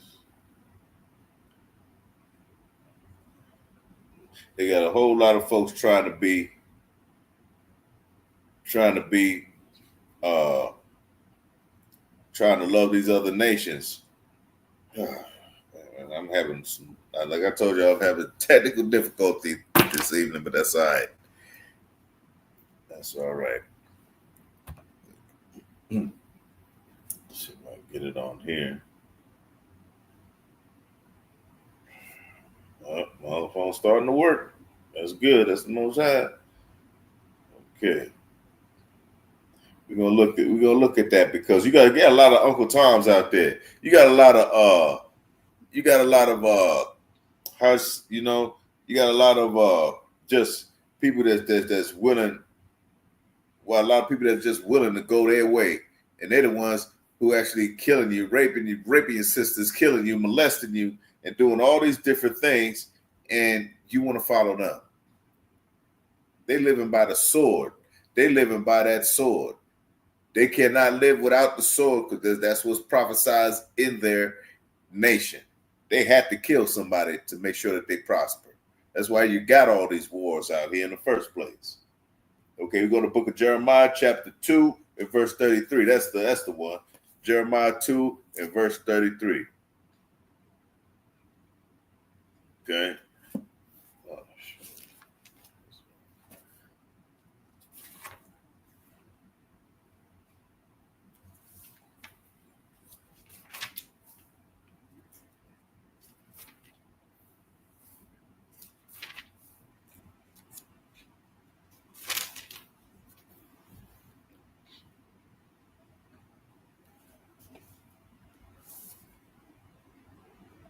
Why trimmeth thou thy way to seek love? Why are you trimming your ways? That's just so true about us, man. Why are you trimming your ways to seek love? Why are you sitting up in here? You're going to ignore your brother and sister. You're going to diss your brother and sister. You're not even going to talk to them. You know, coming in the truth, just like you say shit a lot about family, my brothers don't even call me. My family, my sister don't even call me. And she just, it's like, you know, my brother called me one time and said, you still a member of that church. You said you in that church. You're a member of that church. And no, I'm not. I ain't gone in decades. I ain't a member of nobody's church. But I am in the school of universal and practical knowledge under Commanding General Yohana. That's where I attend. That's where I go to worship the Most High. That's where I attend my holy days and not your holidays. You understand? Why trimmeth your ways for love? That's like, brother, they call simping. That's like you simping. You know, you simping just to get that sister. You gonna give her all this and this, all this and all that. She ain't even did. What does she do for you? Nothing. That's right, sir. This is the school of the prophets. This is the school of the prophets, the real prophets, the ones who carry out God's word, man. The ones who stand stiffly for the Lord. That's who this school is. That's where I'm at.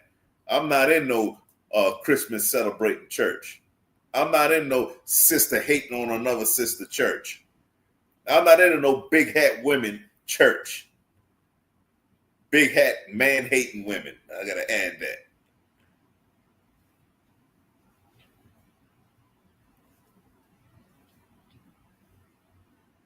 You know what I'm saying? I don't understand what you're saying, Shalat. Who's my brother and my sister? Oh, wait. Who's my brother and my mother? That's right. That's what Christ said. Christ said, who is my brother and my mother? I'm pointing to my brother and my mother right now. I'm on the line talking with y'all right now. You know what I mean? I'm pointing to the Israelite School of Universal Practical Knowledge, just like Christ pointed to the disciples and said that these are my brother and my mother. That's right. The men who risk their life for this truth. The men who are real husbands and fathers and leaders, understand, and prophets. This is the school of the prophets. Understand? That's what time it is. That's what time it is with us. You understand? We looking for that truth. We look at for loving our brothers and sisters. We looking to love our brothers and sisters. You understand? Love is an action. It's a deed. Something that you have to do. You understand? We ain't sitting up saying, God knows my mind. God knows my heart. God is my husband. You silly women talk about God is my husband. Since when did Christ got a marriage certificate with you? Since when did Christ lay a rod on you, sister? You got Christ's rod? The Lord's rod? I don't think so. I don't think so. Better get your ass a damn man or a human flesh and bone man so that he could take care of you, a man in the ISUPK. Right. That'll be your husband and treat you righteously and respect you and care for you and support you and protect you. Because Christ is not doing that for you unless you are following God's word, and you only gonna get that in the ISUPK. All right, I rest my case on that one. You understand? That's right, Leonard. You're damn right. You know, we have to stand up for our sisters and teach them and correct them. And we here to correct the sisters, man. We have to correct you. We here to correct you and protect you, because pretty soon you ain't gonna be able to go into your oppressor's neighborhood. He ain't gonna let you in there because he gonna hate you. He gonna call you the N-word. He gonna call you a wetback. He gonna call you I don't know, I forget what they call the Indians, but the so-called Native Indians. He gonna call you all kind of things. A savage, right? He gonna call you a savage if you so-called Native Indian. Call you a wetback if you Mexican or Hispanic. He gonna call you the N-word if you black. You know, if you so-called black. So why in the hell you ain't gonna get no protection from a husband that'll provide, protect you, and guide you the right way, the way the Lord wants you to do? But the Lord commands us to have the family. You understand? So we need to look at that. So don't trim your ways. Don't trim your ways for that oppressor. He need to be trimming his ways for us. That's why we make him kiss our boots in camp. They kiss our boots. I done got my boots kissed. That's right. Our oppressor got to kiss our damn boots and more. That's only a little bit, very little bit of what he's supposed to be doing. He's supposed to be emptying his pockets in our donation buckets. All right? In our donation containers, because he's a wicked bastard and he knows that he lied to us. He knows that he ain't correct in this world, man. He knows that he oppressed us and held us back. He knows his ancestors did it. If his ancestors did it, then he's guilty because he's his son. He is guilty because he is his son. That's his bloodline. You know what I mean? So don't trim your ways to seek love, man. Don't trim your ways for that. All right?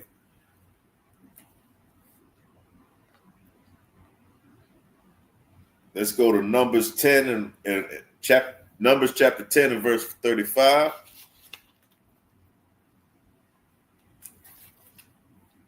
The book of Numbers chapter 10 and verse 35.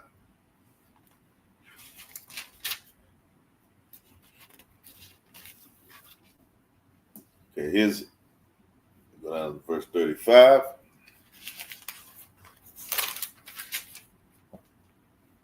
And it came to pass when the ark set forward that Moses said, Rise up, Lord, and let thine enemies be scattered, and let them that hate thee flee before thee.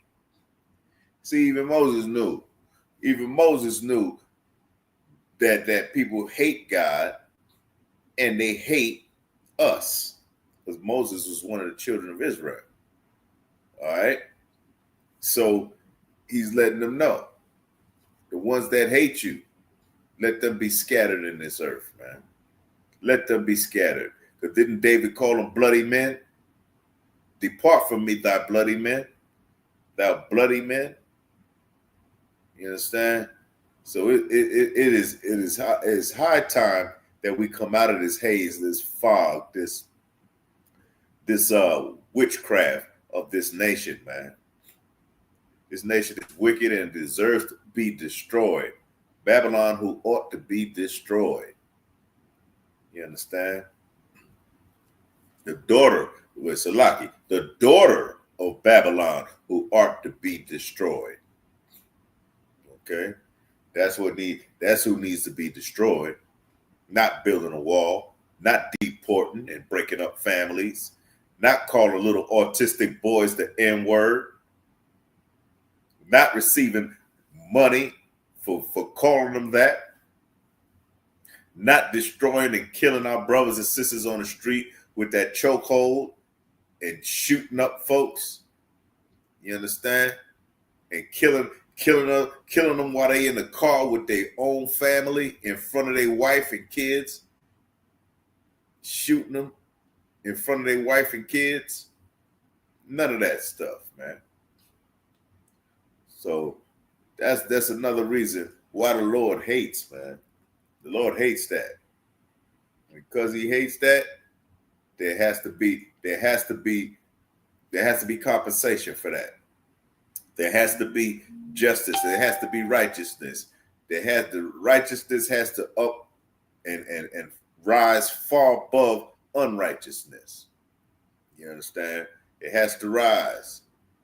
Because this world, man, is stated in this book that the sins even reached heaven. The sins of this earth has reached heaven, where God lives up in the heavens. That's how far, that's how wicked this world has been. That's how wicked our oppressor has been. You know, that's how wicked this society is. You know, and that's why Babylon, daughter of Babylon, need to be destroyed, man. All right. Khan, Leonard. Yeah, we hit some scriptures. The water. Thank you for that. So it's important that we look at these things in different ways, in different aspects. You know, that we look at the different aspects of our oppressor hating us and the reasons why it is so just for the Lord to hate them. It is righteous for the Lord to hate them. That's why David said, I hate with a perfect hatred. There is such a thing as a perfect hatred. Yes, it is. And it should be done so. Who you should love is your neighbor. And your neighbor is not the one who lives next to you. Your neighbor is your brothers and sisters. Your neighbor is Black, Hispanic, and Native Indian. That's who your neighbor is. Not those who just live next to you. They're from another nation. They're not from your nation. Because even the Lord the angel told Rebecca what she had Esau and Jacob in her womb, in her stomach when she was pregnant. He said, thou have two nations in thy womb, two different manner of people in thy womb. Because she said, why am I thus and I thus? She felt them. They were fighting in her womb. They were fighting in her womb before they was even cut out of her bowels. They were fighting in there because they were two different people. One was wicked and one was righteous. You know what I mean? One was wicked and one was righteous. You know? Why are you trimming your ways for the wicked love? They ain't never gonna love you any old way. Flash bulletin. They ain't gonna love you any old way. They're gonna continue their agenda. That's getting all they can and lying to you. Doing what they must and getting properties and killing you. Doing what they need to do, loving their own families and calling you the N-word. Doing what they got, and then telling you you should be happy and content that you're in this state of poverty, of racism, of confusion, of despair. Because he getting all he need, and he getting it by the edge of the sword off the back of your ancestors and you and your ancestors. He getting everything hand over foot. You're still in the ghetto. You're still in the barrio. If he love you, so you're still on the reservation. If he love you so much, you will be living in Beverly Hills. You will be living in those estates. Talk about you didn't earn nothing. Your ancestors earned it. You know? Right, you should be happy of who you are in America. Damn right, sir. Of course. You know? You should be happy here because you're in America. Other nations are not getting this and not getting that. Yeah, you in here, but you killing us. You got the knife to our throat. You in America, but you got the knife to our throat. You should be happy because you're in America. Come on, sir. I'm like, man, are you crazy? You got the Jim Crow laws, the pig laws. You got the Trail of Tears. You got the segregation. You got the get to the back of the bus. Out of my way, nigga. This like out of my way, N-word, this and that. And you wetbacks don't deserve this. You know what I mean? Everybody is jacked up, but you. Everybody's messed up, but you, oppressor. The oppressor can't do no wrong. And if they did wrong, they make it a real small thing. I guess that's why they call them white lies, little white lies. Jim Crow laws, little white lies. That's why they call themselves a little bit here, but when you do something that's big, when they find out that a brother killed another brother, oh, that's a big thing. They always kill each other. But what about the whites that kill each other? Rome, the very nation of Rome, the country in Rome, had two brothers. One name was Romulus. One name was Romulus, and the other one start with an M too. Romulus and who? Okay, but anyway, these two brothers was in a cave and they was being raised by a wolf. That's the true story. Romulus and Remus. Okay, right? I know, yeah, Remus. That's right. Dang, yeah, let it you on it. Romulus and Remus. They became adults and got out of that cave and went down and made a very prosperous port, a rich port, where they was exchanging goods, buying goods, and selling, and Rome became so big. But these two brothers, one of them killed the other brother. So shouldn't we say, okay, wait, I'll get before myself. One of them killed each other, killed the other one. Romulus killed Remus. When Romulus killed Remus, he named that country Rome after himself. Rome, Romulus. That's how Rome was established. That, you know, and that even goes back to the book of Habakkuk. That even goes back to the book of Habakkuk. Woe unto him that buildeth a city with blood.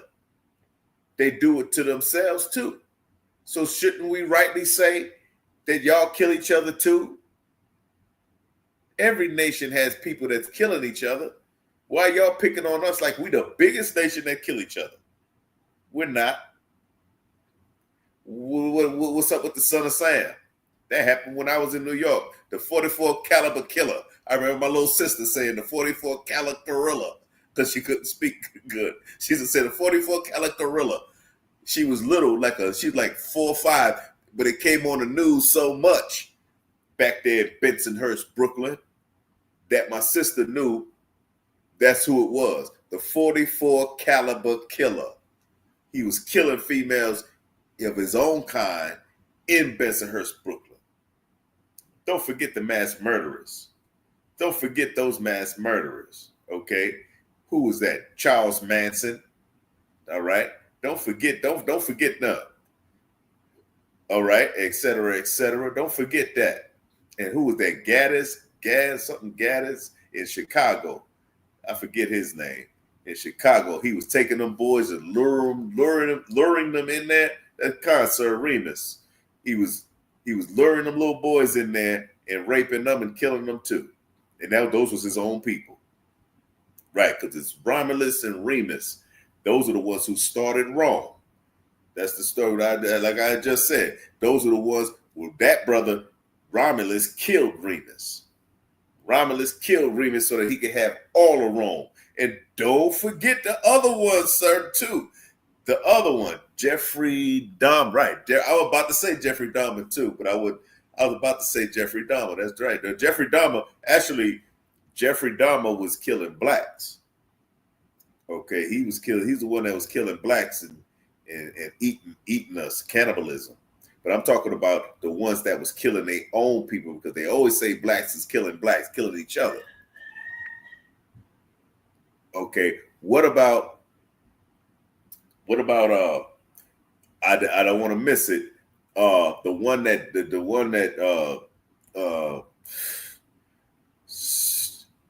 Caesar Borgia. Caesar Borgia. Right, Caesar Borgia. The one that actually they say that is Christ. He killed his brother. He killed his brother so that he could rise into power back in Rome or Greece, one of them places. Okay, he killed his own brother. But Michelangelo, that was his homosexual love. Okay, his LGBTQ lover. He drew Caesar Borgia, and then they put that as the image of Christ, that white Jesus that you see all the time. Well, that was the guy that killed his own brother. You know what I mean? And so we have to look at that. But they tell you, pick yourself up by the bootstraps, and you always killing everybody. You're the biggest murderers on the earth for murdering each other. That's a damn lie. A lot of them in royal families have killed each other. And a lot of them on these streets. Mass murderers, copycat killers, and the other kind of killers, those are mostly Caucasian people. Matter of fact, I think all of them are. Okay, you look at it, they're the poster boys for that. See how they turn everything and turn it in and turn it against you and flip it on you like you serial killers, right? That's how I try to say sir. Serial killers. Those serial killers are Caucasian people. Those mass murderers are Caucasian people. Look at the bombings. They had the bombings of not at the Olympics. Was it the Olympics? McVeigh, Timothy McVeigh. Look at him. He bombed the whole damn building, didn't he? Our people wasn't in there because we couldn't get jobs like that. Their people were in there. He meant to do that to them. Look at the school shootings. Look at the school shootings. Okay? You sit up and you don't evaluate and realize that they're doing the same damn thing they're accusing you of doing, and they're doing it wholesale on a much higher plane than you're doing it. Look at the thefts, blue collar and white collar crime. Blacks, Hispanic, Native Indians, we're blue collar crime. We're the little hand in the cookie jar. The white collar crime is taking the whole goddamn cookie jar home. Okay, so to speak. Wall Street. I'm just looking at that movie with Leonardo DiCaprio, The Wolf of Wall Street. They arrested him in the end, just like they arrest Scarface in the end. Except he made more damn money than Scarface. He damn sure made more money than Scarface. You know? You look at The Wolf of Wall Street. Okay? Look at these things. That was based on a true story. Look at what they're doing. They're up in all these places. Embezzlement. Why do you think they got embezzlement funds? I mean, embezzlement charges, embezzlement law. Because that's what they were doing. Getting into the company and stealing from the company, stealing a whole lot more. I know something, but I ain't gonna say it. I better not. But they take it hand over fist, and you sitting up fighting and warring over crack, over methamphetamine. They make the damn methamphetamine and the crack. They bring that stuff from Cuba and from Peru. They bring that cocaine up in here. They bring it from the heroin from Afghanistan. How you think it got there? Remember Oliver North? Oliver North. They caught him, but he a stand-up Marine. But he bring all of the drugs and the guns and drop them joints in L.A. And henceforth, you got Freeway Rick. You got Freeway Rick, the biggest drug dealer, the known drug dealer, the biggest drug dealer in L.A. back in that day. That came from Oliver North, our oppressor. He's the cause of that. He bring that over here on them ships. They shot that plane down, not the ships, but the plane. They shot down and found all those illegal guns that he had already been bringing to Los Angeles and California. Them illegal guns, and I know he's bringing the illegal drugs too. All right.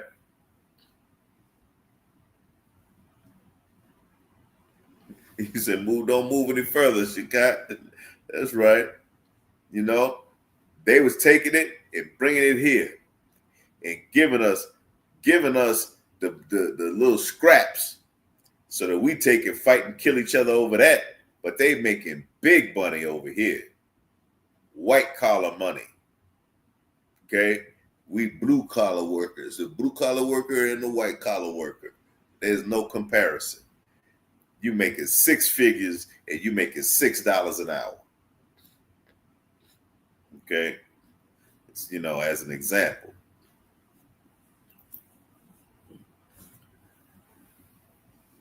So we had to look at, we had to look at these things, man, and start forgiving ourselves. Our nation need to start forgiving ourselves for the things that we've done and stop doing them, and then forgive ourselves and forgive our brothers and sisters for the things and start working together as a people, man. Because the Lord hates those nations for what they've done. Did you see how they have destroyed us? They have destroyed us so heavy, man. It's so heavy, man. We need that. We need Christ to come back and straighten it out. That's how bad it is. We need Christ to come back and destroy these strongholds in the earth so that our brothers don't have to get deported.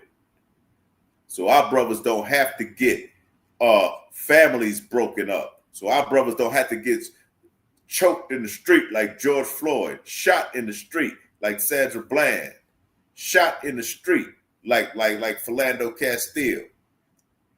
Christ has to come back and be our real savior because we need it, not no other nation. Our nation, the real Jews of the earth, the Black, Hispanic, and Native Indians, period. We need Christ. Yahushua in the Hebrew. We need Yahushua to come back here with 1,000,000 black angels and destroy America because of the sins that it has committed, that it continues to commit, that even reached heaven. Their sins reached heaven. That's how many sins they have. You understand? That's what needs to happen. And I'm a paraphrase what we need to do and understand that this topic was who God that God hates. But I'm gonna say this for Israel. This is the book of Zephaniah, chapter 2 and verse 1. Gather yourselves together.